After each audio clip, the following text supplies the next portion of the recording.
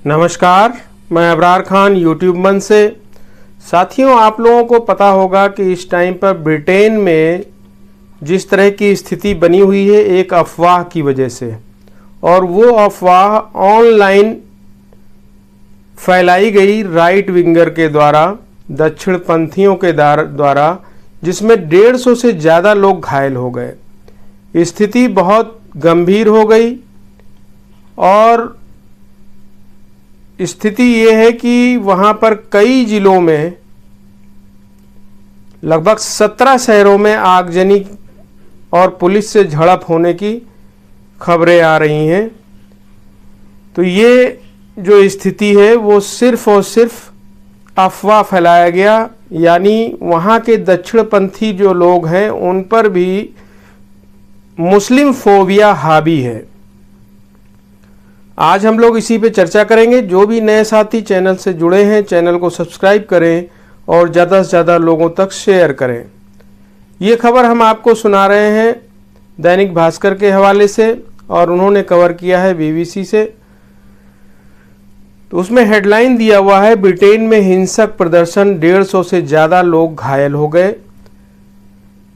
प्रवासियों का होटल फूंकने की कोशिश। जो प्रवासी वहाँ मुस्लिम प्रवासी हैं, उस होटलों को फूंकने की कोशिश की गई। प्राइम मिनिस्टर स्टारमर बोले, हिंसा में शामिल लोगों पर कड़ी कार्रवाई होगी। ब्रिटेन के साउथपोर्ट शहर में एक सप्ताह पहले चाकू हमले से 3 बच्चियों की मौत हो गई थी। उसके बाद शुरू हुआ बवाल थमने का नाम नहीं ले रहा है। 17 शहरों में आगजनी और पुलिस की झड़प की खबरें हैं। इसमें कई पुलिसकर्मी घायल हैं, जिसमें एक की हालत गंभीर है। रविवार को दक्षिणपंथी प्रदर्शनकारियों ने उत्तरी इंग्लैंड के रॉदरहैम शहर में शरणार्थियों के लिए बने एक होटल में तोड़फोड़ की। रॉदरहैम शहर में रविवार को प्रदर्शनकारियों ने हॉलीडे इन एक्सप्रेस नामक एक होटल को निशाना बनाया। उन्होंने नारेबाजी करते हुए बोतलें फेंककर कई खिड़कियों के शीशे तोड़ दिए। इस होटल में 500 शरणार्थी रहते हैं। हालत को देखते हुए सरकार ने अब कार्रवाई के लिए पुलिस को फ्री हैंड दे दिया है। पुलिस ने इंग्लैंड और उत्तरी आयरलैंड में 150 से ज़्यादा प्रदर्शनकारियों को गिरफ्तार किया है। ब्रिटेन में हुआ 13 साल का ये सबसे बड़ा दंगा बताया जा रहा है। PM ने बुलाई इमरजेंसी मीटिंग और उस मीटिंग में वीडियो भी जारी किया।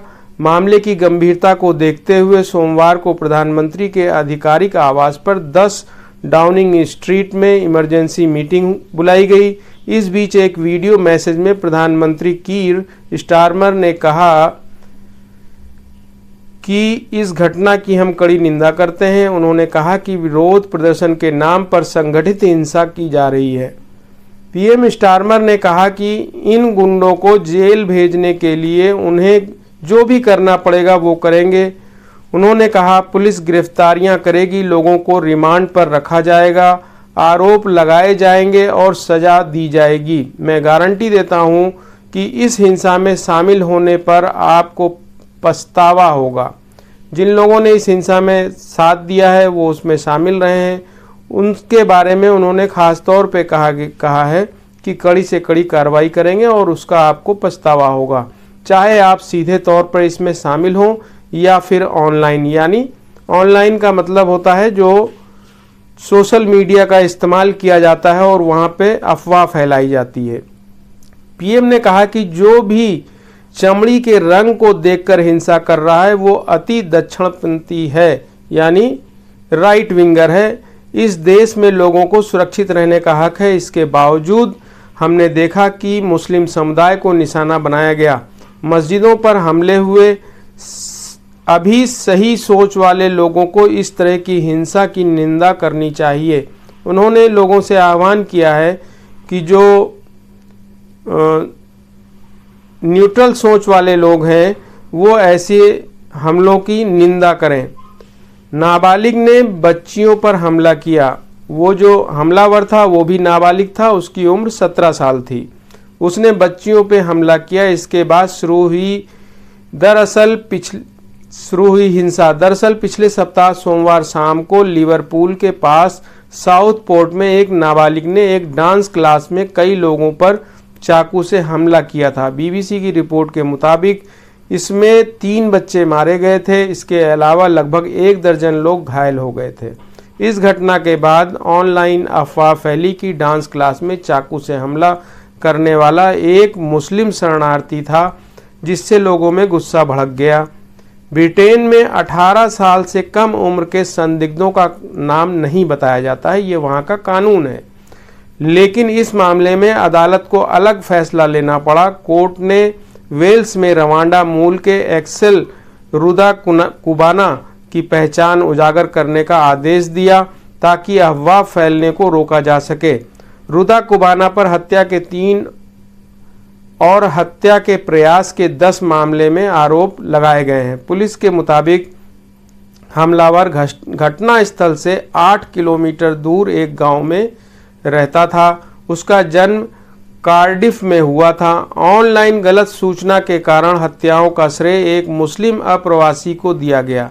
बाद में एक न्यायाधीश ने कथित अपराधी की पहचान 17 वर्षीय एक्सेल रुदाकुबाना के रूप में की, जो रवांडा के माता पिता के घर यूनाइटेड किंगडम में पैदा हुआ और वो एक ईसाई था।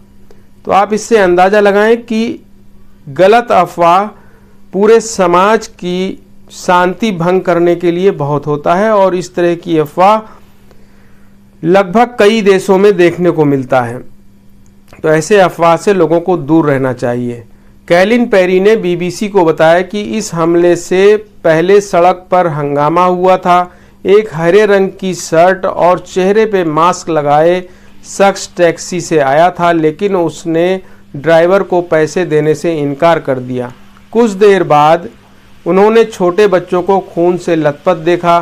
पेरी ने कहा कि उन्हें नहीं मालूम कि वो हरी शर्ट पहना शख्स ही हमलावर है। ब्रिटेन में बच्चों पर चाकू से हमला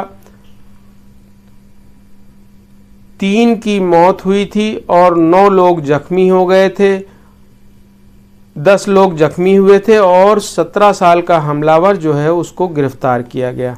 तो आपने इस तरह से समझा, इस बात को समझने की कोशिश भी कीजिए और लोगों को भी ये जानकारी दें कि कभी भी आप किसी भी सूचना जो सोशल मीडिया के माध्यम से आपको व्हाट्सएप ग्रुप में खास करके जो प्राप्त होती है वो गलत भी हो सकती है। जब तक आप उसको वेरीफाई ना कर लें तब तक उसे आगे नहीं बढ़ाना चाहिए, क्योंकि ऐसी सूचना समाज के अंदर जो शांति है उसको भंग करने के लिए काफ़ी होती है। जैसा कि हम लोग आजकल देख रहे हैं इंग्लैंड में, तो इस तरह की स्थिति से अगर बचना है तो हमें सतर्क रहना होगा और गलत खबरों को, वो खबर जिसको आप वेरीफाई नहीं कर पा रहे हैं, जिससे आप संतुष्ट नहीं हैं, आपको पक्की जानकारी नहीं है, उसे आगे नहीं बढ़ाना है। क्योंकि 150 से ज़्यादा लोग जो है इस मामले में गिरफ्तार हुए हैं, क्योंकि उनके पास गलत सूचना पहुंची राइट विंगर की तरफ से, और वो जो सूचना थी कि हमलावर मुस्लिम है, सिर्फ इस बात पर। तो इस सूचना के आधार पर जितने लोग अभी गिरफ्तार हुए हैं उससे ज़्यादा और भी गिरफ्तारियां बढ़ सकती हैं, जिससे उनका भविष्य चौपट हो जाता है। इसी तरीके से हमें और आपको निश्चित करने के बाद ही किसी भी खबरों को आगे बढ़ाना चाहिए। ये आप समझ सकते हैं कि किसी के ऊपर गलत आरोप लगाना तो आसान हो जाता है, लेकिन भुगतना पड़ता है दोनों को। जिसके ऊपर आपने आरोप लगाया गलत, वो भी 150 से ज़्यादा लोग घायल हो गए, वो भी भुगत गए, और जिन्होंने ये आरोप लगाया वो लोग गिरफ्तार हो गए, अब वो भी भुगतेंगे। तो इस तरीके से दोनों का भविष्य चौपट होगा। तो निश्चित करें, उसको कंफर्म करें, उसके बाद ही सूचना को आगे बढ़ाने का काम करें। बहुत बहुत धन्यवाद।